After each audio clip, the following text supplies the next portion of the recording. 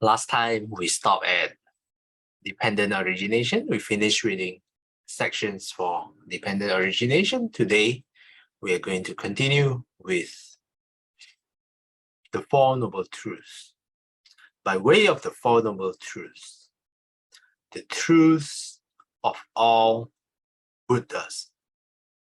Monks, whatever perfectly enlightened Buddhas in the past fully awakened to things as they really are, all fully awakened to the Four Noble Truths as they really are. Whatever perfectly enlightened Buddhas in the future will fully awaken to things as they really are. All will fully awaken to the Four Noble Truths as they really are. Whatever perfectly enlightened Buddhas at present have fully awakened to things as they really are, all have fully awakened to the Four Noble Truths as they really are. What for? The Noble Truth of suffering, the Noble Truth of the origin of suffering, the Noble Truth of the cessation of suffering, the Noble Truth of the way leading to the cessation of suffering. Whatever perfectly enlightened Buddhas fully awakened, will fully awaken, have fully awakened to things as they really are, all have fully awakened to these Four Noble Truths as they really are. Therefore, monks, an exertion should be made to understand this is suffering. An exertion should be made to understand this is the origin of suffering. An exertion should be made to understand this is the cessation of suffering. An exertion should be made to understand this is the way leading to the cessation of suffering. Samyutta Nikaya 5624. Let me highlight again. This is suffering, this is the origin of suffering. Cessation of suffering, and the last one, the way leading to the cessation of suffering. So all Buddhas in the past, in the future, awaken to the same truth. Is this the checkpoint? Should I to continue? These four truths are actual. Monks, these four things are actual, unyielding, invariable. What for? This is suffering. This, monks, is actual, unyielding, invariable. This is the origin of suffering. This is actual, unyielding, invariable. This is the cessation of suffering. This is actual, unyielding, invariable. This is the way leading to the cessation of suffering. This is actual, unyielding, invariable. These four things, monks, are actual, unyielding, invariable. Therefore, monks, an exertion should be made to understand this is suffering. An exertion should be made to understand this is the way leading to the cessation of suffering. Samyutta Nikaya 56.20. Sadhu, sadhu, sadhu. Okay, thanks, Sister Choi Guan. Footnotes 52. Tathani avitathani ananyathani. See page 445-50. Note 43. SPK actual in the sense of not departing from the real nature of things. For suffering is stated to be just suffering. Unerring because of not falsifying its real nature, for suffering does not become non-suffering. Invariable because of not arriving at a different nature. For suffering does not arrive at the nature of the origin of suffering, etc. The same method for the other truths. I understand ananyatha in the simpler and more straightforward sense that the truths are invariable because they never vary from the way things really are.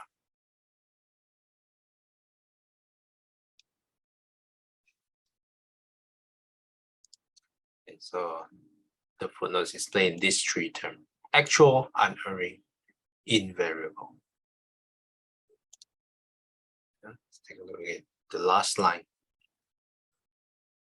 Bhikkhu Bodhi says he understands ananyatha in the simpler and more straightforward sense, that the truths are invariable because they never vary from the way things really are.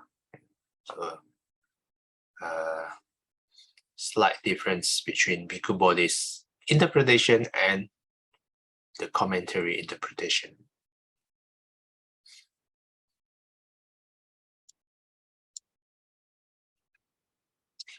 Okay, Sister Saikyang, would you like to continue? A handful of leaves. On one occasion, the Blessed One was dwelling at Kosambi in the Simsapa grove. Then the Blessed One took up a few Simsapa leaves in his hand and addressed the monks thus: "What do you think, monks? Which is more numerous? These few leaves that I have taken up in my hand, or those in the grove overhead?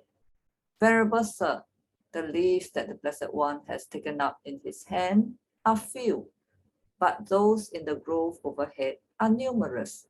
So too, monks, the things I have directly known but have not taught you are numerous, while the things I have taught you are few. And why, monks, have I not taught those many things? Because they are without benefit, irrelevant to the fundamentals of the spiritual life, and do not lead to disenchantment, to dispassion, to cessation, to peace, to direct knowledge, to enlightenment, to nibbana. Therefore, I have not taught them. And what, monks, have I taught? I have taught, this is suffering. I have taught, this is the origin of suffering. I have taught, this is the cessation of suffering. I have taught, this is the way leading to the cessation of suffering. And why, monks, have I taught this? Because this is beneficial, relevant to the fundamentals of the spiritual life, and leads to disenchantment, to dispassion, to cessation, to peace, to direct knowledge, to enlightenment, to nibbana. Therefore, I have taught this. Therefore, monks, an exertion should be made to understand this is suffering, and so on. An exertion should be made to understand up to this is the way leading to the cessation of suffering. Samyutta Nikaya 56:31. Thank you. Thanks, Sister Saikyang. Okay, so the key point of this sutta would be here.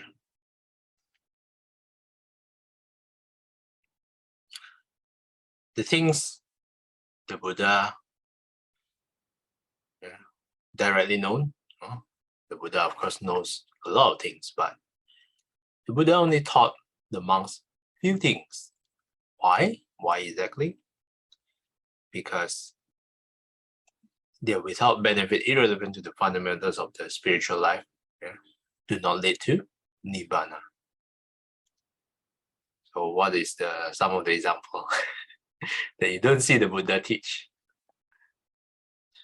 The Buddha don't teach the monks handcrafting, clay making, making the bowl, all this. Maybe the Buddha knows how to do, but it's irrelevant to the purpose. It doesn't lead to nibbana. What else that you wouldn't see the Buddha teach?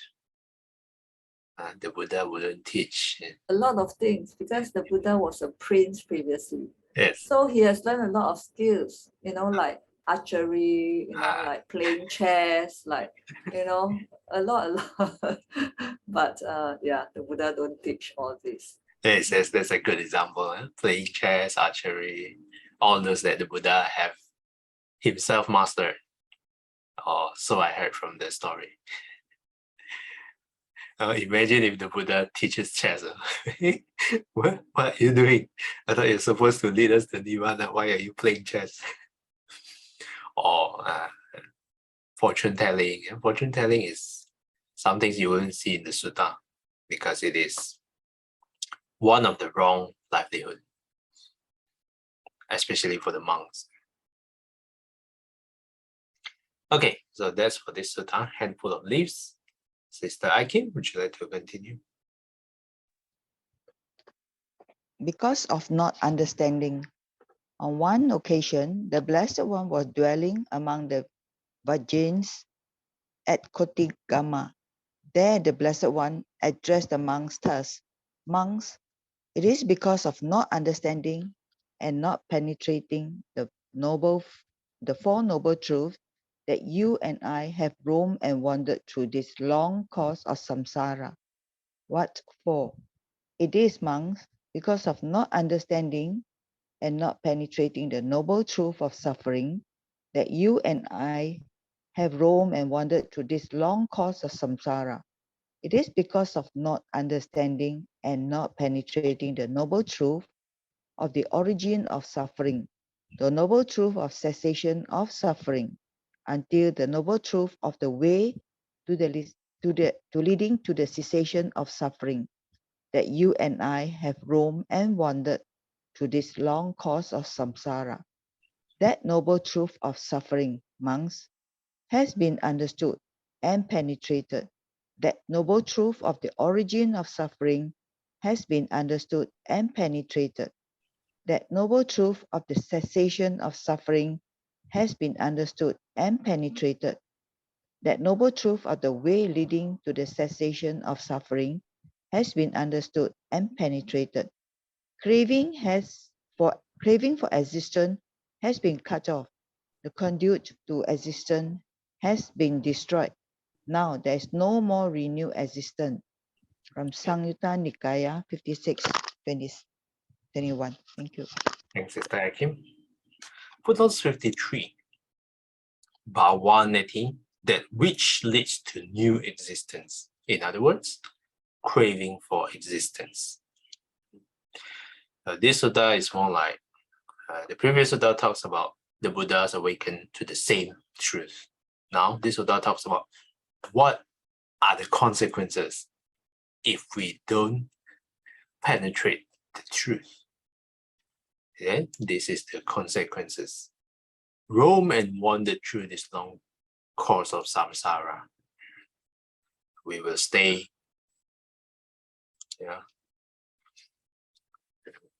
we will stay forever in samsara if we don't understand the Four Noble Truths.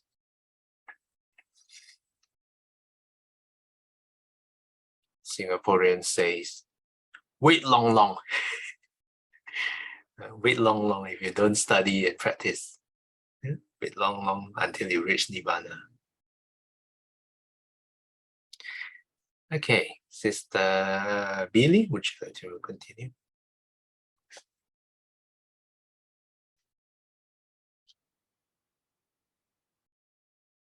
You're muted. The precipice. On one occasion, the Blessed One was dwelling at Rajagaha on Mount Vulture Peak. Then the Blessed One addressed the monks thus: Come, monks, let us go to the Inspiration Peak for the day's abiding. Yes, Venerable Sir, those monks replied. Then the Blessed One, together with a number of monks, went to Inspiration Peak. A certain monk saw the steep precipice of Inspiration Peak and said to the Blessed One, That precipice is indeed steep, Venerable Sir. That precipice is extremely frightful. But is there, Venerable Sir, a precipice steeper and more frightful than that one? There is, monk. But what precipice, Venerable Sir, is steeper and more frightful than the one? Those ascetics and Brahmins, monk, who do not understand as it really is. This is suffering. This is the origin of suffering. This is the cessation of suffering.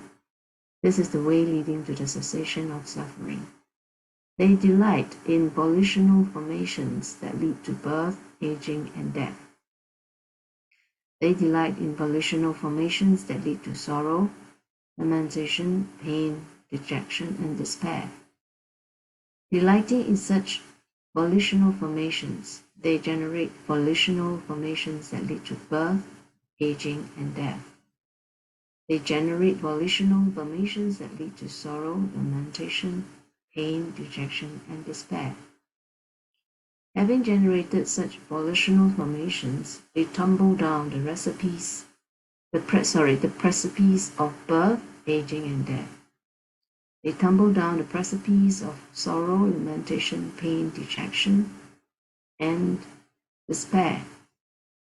They are not freed from birth, aging, and death, not freed from sorrow, lamentation, pain, dejection, and despair, not freed from suffering, I say. But monk, those ascetics and Brahmins who understand as it really is, this is suffering, and so on, so this is the way leading to the cessation of suffering. They do not delight in volitional formations that lead to birth, aging, and death. They do not generate volitional formations that lead to sorrow, lamentation, pain, dejection, and despair. Not delighting in such volitional formations, they do not generate volitional formations that lead to birth, aging, and death. They do not generate volitional formations that lead to sorrow, lamentation, pain, dejection, and despair.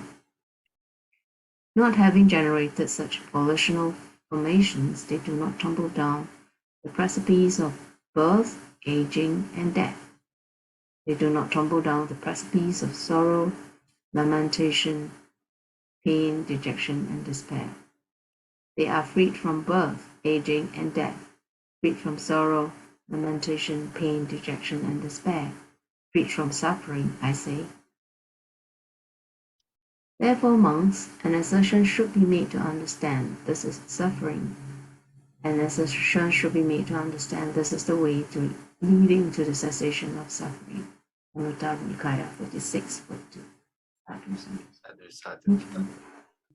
Okay, thanks, Sister Billy, for reading this long sutta. I think this sutta highlights one of the skillful qualities of the Buddha. Very observant, very mindful of his surrounding, and he used whatever is on the surrounding as a teaching point. So first of all, inspiration peak. That's a nice name. Maybe I should use this. If I own a company, I will call it Inspiration Peak Company. And okay, and then the one that I mentioned, very observant, very highlight. So this precipice, steep, steep, extremely frightful. And then they asked, is there a precipice steeper and more frightful than this one? And then the Buddha, wow, this is a good teaching point. There is something more frightful and steeper than the one that you see. What is that? Those ascetics and Brahmins who do not understand as it really is, the Four Noble Truths. So why is this scarier? Because you tumble down the precipice of birth, aging, and death. Tumble down the precipice of sorrow, lamentation, pain, dejection, despair. Okay, so this is the way the Buddha uses simile to teach the monks. Let's do a quick recap. We read 5 suttas. The first one, the truth to all Buddhas awaken to the same truth, whether it's in the past, the future, or the current Buddhas. The second, these 4 truths are actual, unerring, invariable. The third sutta that we read, a handful of leaves. Whatever the Buddha teach is only to lead us to Nibbana. whatever the Buddha does not teach is irrelevant to lead to the goal. And what are the consequences of not understanding the Four Noble Truths? We will keep wandering in the long course of samsara. Wait long. And the last one, the precipice, what is steeper, more frightful than this steep precipice? It is not understanding the Four Noble Truths, and we will keep tumbling, fall down the precipice of aging and death, of suffering.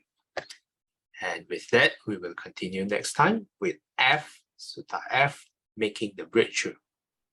愿消三障诸烦恼，愿得智慧真明了，不愿罪障悉消除，世世常行菩萨道。 Thanks, Sister Second. Till we meet again, may we be guided by the Buddha, Dhamma, and the Sangha. Sadhu, sadhu, sadhu.